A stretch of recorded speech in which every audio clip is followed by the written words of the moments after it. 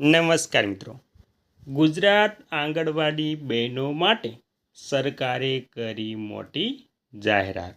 તો ગુજરાત સરકાર દ્વારા આંગણવાડી કાર્યકર અને તેડાગર બહેનોના કલ્યાણ, પગાર ધોરણ અને સામાજિક સુરક્ષા માટે મહત્વપૂર્ણ જાહેરાતો કરવામાં આવી છે, જેનો મુખ્ય ઉદ્દેશ તેમનું આર્થિક સશક્તિકરણ કરવાનો છે. ત્યારબાદ આંગણવાડી બહેનો માટે સરકારની મુખ્ય જાહેરાતો, તેમાં પહેલું, વેતન અને માનદ વેતનમાં વધારો. સરકાર દ્વારા આંગણવાડી કાર્યકર અને તેડાગર બહેનોના માસિક વેતનમાં નોંધપાત્ર વધારો કરવામાં આવ્યો છે. આંગણવાડી કાર્યકર બહેનો તેમનું વેતન વધારીને દર મહિને રૂપિયા 10,000 સુધી કરવામાં આવ્યું છે. તેડાગર બહેનો તેમનું માનદ વેતન પણ સરકાર દ્વારા વધારવામાં આવ્યું છે, જેથી તેઓ મોંઘવારીના સમયમાં સન્માનભેર જીવન જીવી શકે. ત્યારબાદ ડિજિટલાઇઝેશન અને સ્માર્ટફોન સહાય યોજના. ટેકનોલોજીના યુગમાં આંગણવાડીઓનું કામકાજ વધુ પારદર્શક અને સરળ બને તે માટે સરકારે ખાસ પહેલ કરી છે. તમામ આંગણવાડી વર્કરોને ડિજિટલ કામગીરી માટે સ્માર્ટફોન આપવામાં આવી રહ્યા છે. ઓનલાઈન કામગીરીનું ભારણ ઘટાડવા માટે સરકાર સ્તર પર વિશેષ સોફ્ટવેર અને તાલીમની પણ વ્યવસ્થા કરવામાં આવી છે. અને મિત્રો, ત્યારબાદ આંગણવાડી અપગ્રેડેશન અને નવી સુવિધાઓ.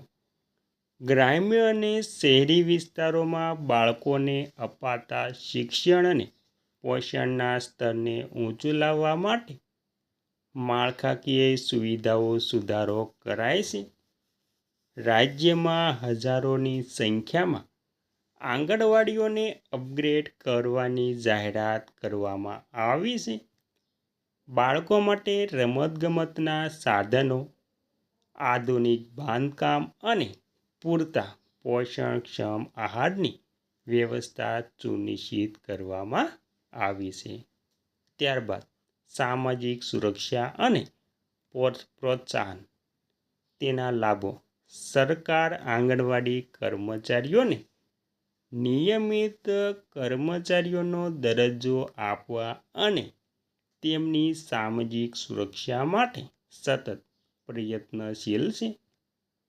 નિવૃત્તિ સમયે આંગણવાડી બહેનોને એકમુશ્ત રકમ, ગ્રેજ્યુટી પેન્શન જેવા લાભો મળે છે. તે માટે વિવિધ કલ્યાણકારી યોજનાઓ અમલમાં મૂકવામાં આવી છે.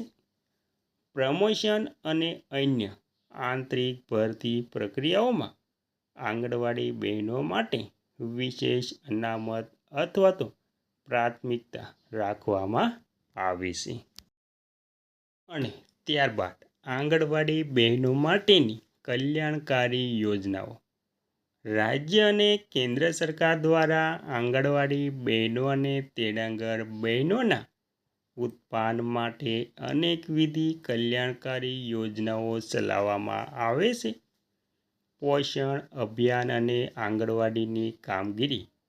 આંગણવાડી કાર્યકરો મુખ્યત્વે મહિલા અને બાળકોના આરોગ્ય અને પોષણની જવાબદારી સંભાળે છે. પોષણ ટ્રેકર એપ્લિકેશનના માધ્યમથી તેઓ બાળકોના વજન, ઊંચાઈ અને આરોગ્યની દૈનિક માહિતી ઓનલાઈન અપડેટ કરે છે. આ કાર્યક્રમને સરળ બનાવવા માટે જ સરકાર દ્વારા સ્માર્ટફોન અને ટેકનિકલ તાલીમ પૂરી પાડવામાં આવે છે. આરોગ્ય તપાસ અને રસીકરણ. આંગણવાડી બહેનો સગર્ભા મહિલાઓ અને બાળકોના નિયમિત રસીકરણમાં આરોગ્ય વિભાગને સહયોગ આપે છે. આ ઉપરાંત કુપોષિત બાળકોને શોધવા અને તેમને પોષણયુક્ત આહાર પૂરો પાડવામાં તેમનો ફાળો અમૂલ્ય છે. આ સેવાઓ માટે તેમને પ્રોત્સાહન ભથ્થા પણ આપવામાં આવે છે.